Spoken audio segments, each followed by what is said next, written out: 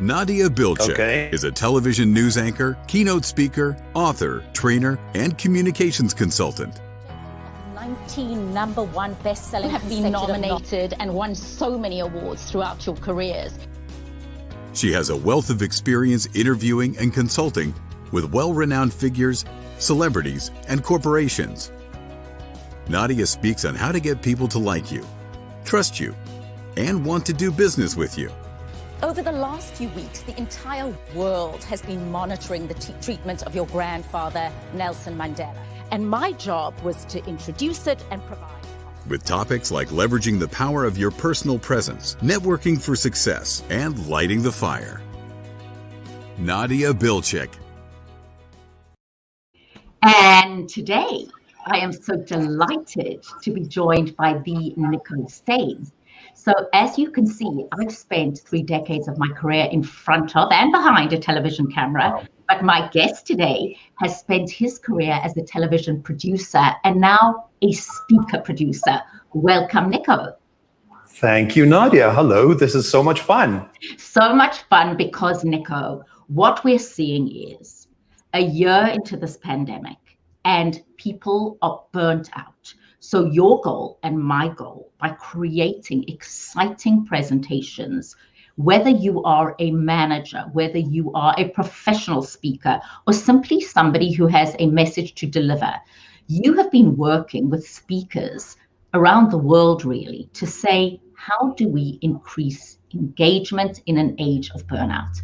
So between you and I, and we're offering fantastic coaching programs, is what do you think the number one mistake, and I'll share mine after you've shared yours, that people make in giving virtual presentations?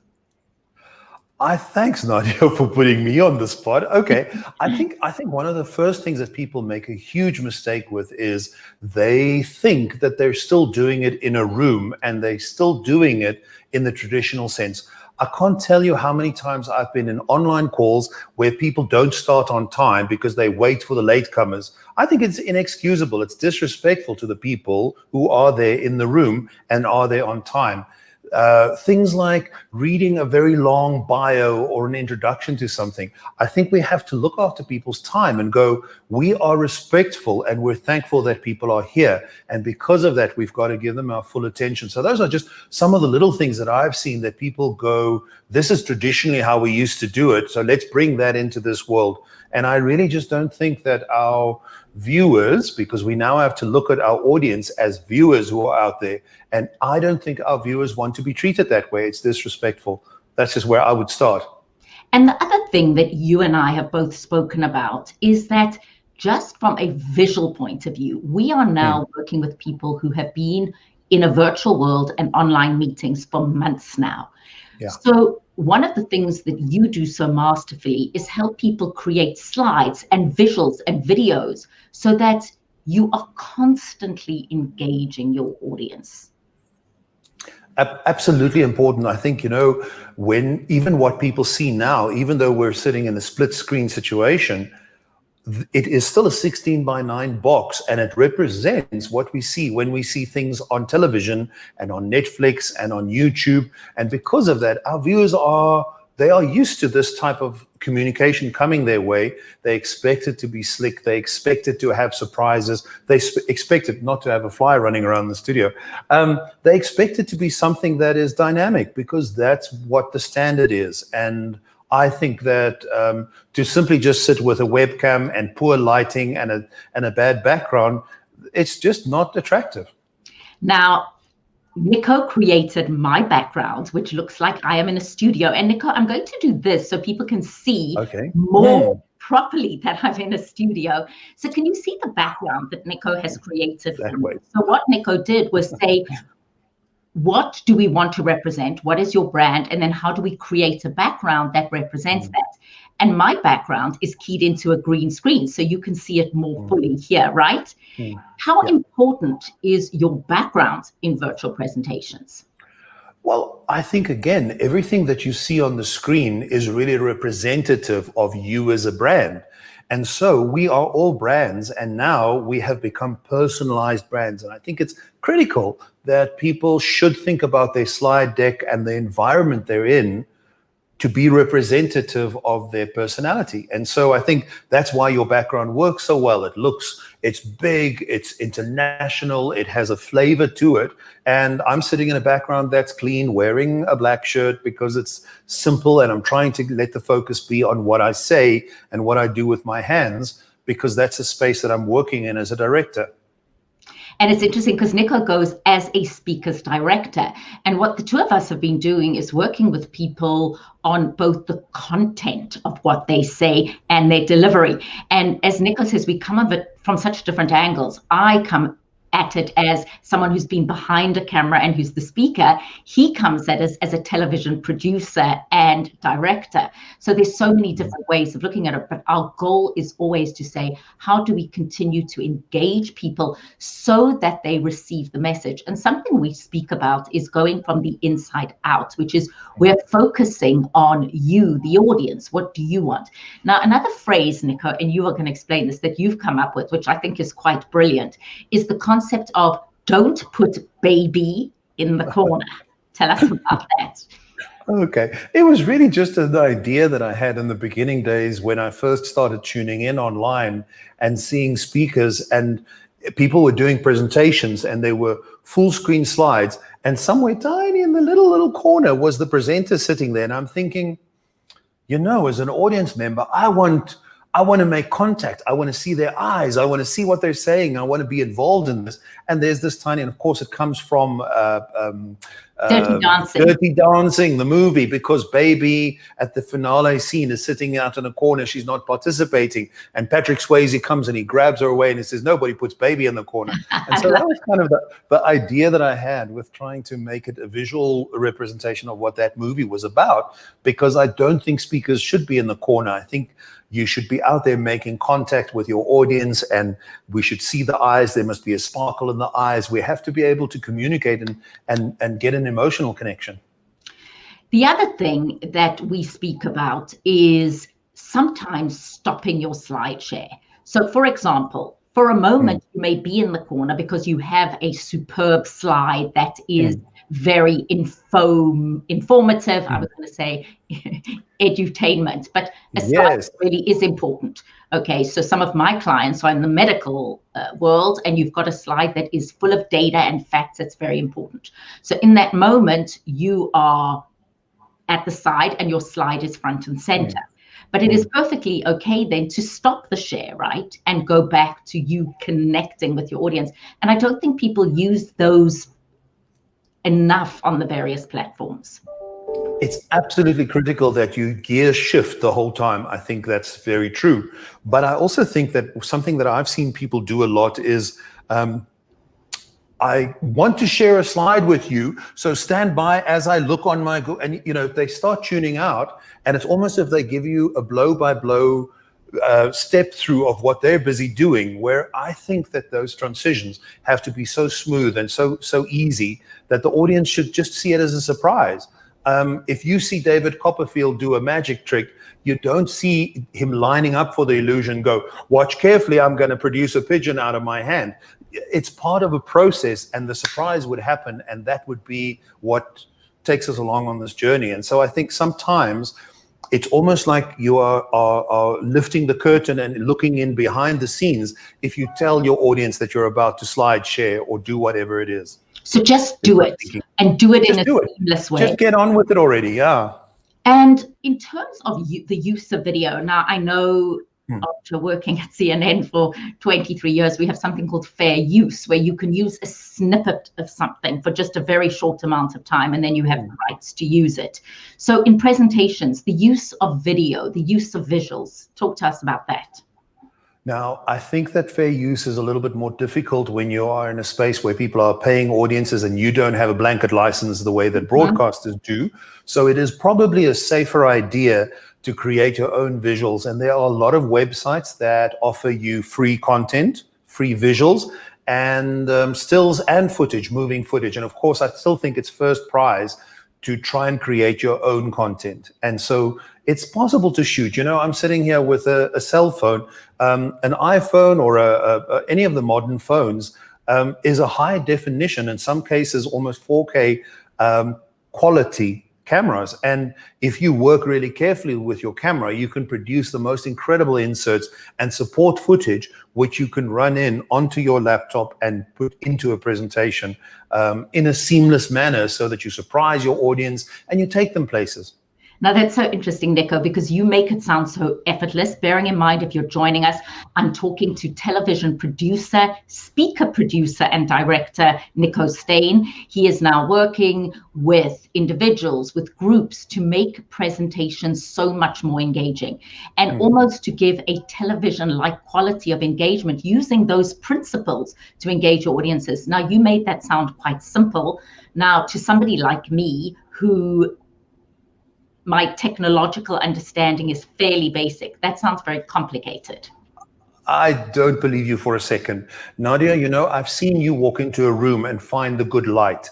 I know that you understand where the camera is cutting off and what the frame up is. And those things are critical, because if we're now moving into a space where we are on and presenting and representing, I think it's important for everybody to become a little bit of an actor. And you have to know your frame, and you have to know what your lighting is doing. And you know what? You have to know what is going to be the best to come across with as much punch as you can. And you know, you see it on social media. When people take selfies, they've got good backgrounds and the lighting is good and it works. This isn't any different. This is still a level of entertainment that should be maintained. And I think that quality comes through in how we frame up and how we shoot stuff and how we light it and so on.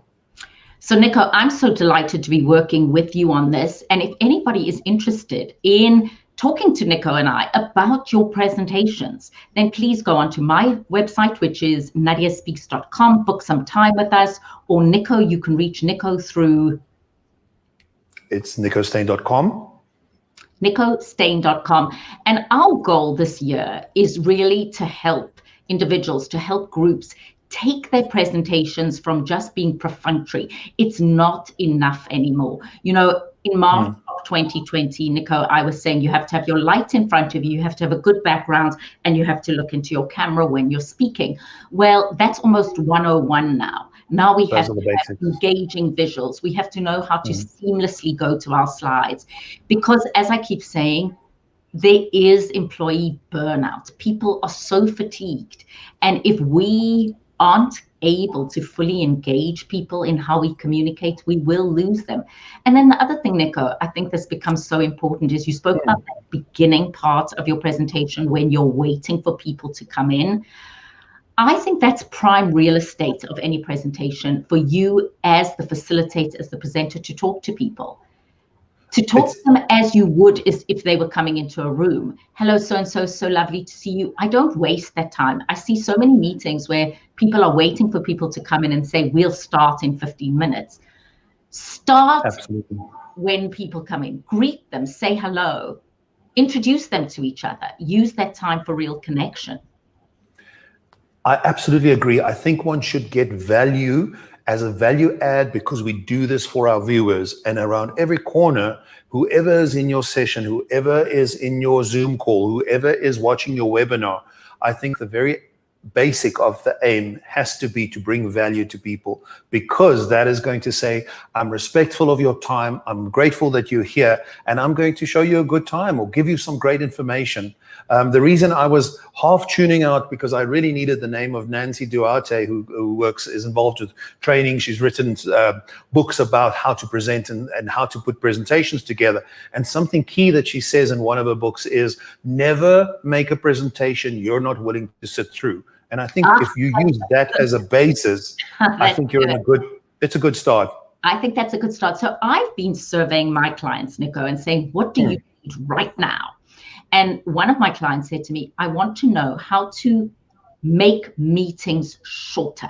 So we need to be so efficient, because people are totally fatigued. So how can we say the same amount, get to the point in half the amount of time? And I think what you just say that Nancy Duarte says is, what do I want my audience to think, feel, and do? And how can I be as succinct about it as possible? And then how can I follow up either with an email or with a call or something, but to make people sit through endless meetings that are longer than they need to be is something we all have to address. Absolutely. And I think the most important thing is to be clear about what it is that you're communicating, because if you know what your story is, your audience will understand it. Because if you don't know where you're going, how will your audience know where to go? And so it's really important to go in, even at the outset of what you're saying, with a very definite through line that you drive throughout your piece of communication, so that you derive some kind of a satisfactory ending for the story, so that through line was evident. And when you get to that aha moment, people can go home and Sitfield, I think he calls it, they don't have milk and cookie moments. If you see a movie that has plot holes, you wake up in the middle of the night and you need to go and have some cookies and milk while you work it through and go, he was there and she was there, and how did this happen, and why did the CIA arrive at the right time? There are milk and cookie moments if the plot isn't resolved. And I think that the same is true for a presentation. If you have a through line and you know where you're going to go with it and what you want to deliver, the story is so much clearer and it communicates so much better. Nico Stain, bringing a television director's perspective in helping you make your presentations engaging. Please go on nicostain.com, nadiaspeaks.com. We'll be delighted to help you. And here are a couple more tips just to ensure that your virtual engagement is at the highest possible level. Hello, I'm Nadia Vilcek, and I've spent the last 3 decades of my life either in front of or behind a television camera. I started my career with Mnet Television in South Africa and then moved to Atlanta, where I worked for CNN International, CNN Airport Network, hosted various segments for CNN Weekend Morning Passport. And one of the highlights of that was when John Oliver featured me on his show using some of my segments talking about the World Cup. I always say we helped bring down FIFA. The reality is that my ability to communicate via a television camera has been absolutely critical for my career. But with our new virtual worlds, we all now have to learn to communicate via camera, and that is our computer camera. And there's certain skills that it requires to come across as authentic and confident and comfortable. And I'd love to teach you those skills. Because we think it's very easy to go from in-person to on-camera, the adaptation is a lot harder than we think. One of the things I get asked a lot is where you should look. And looking into your camera is a skill, but it's counterintuitive because you want to look down at the people who are speaking. So there's technique in being able to shift between the two. I have a green screen behind me, which is why the wonderful producer of this video has managed to key in some background. But you don't have to have a green screen, but is your background assisting you in coming across as credible and competent and knowledgeable? So please join me on my webinars and individual coaching on how you can come across with confidence on camera and really make sure that all your virtual interactions are collaborative and engaging. So go onto my website, which is nadiaspeaks.com.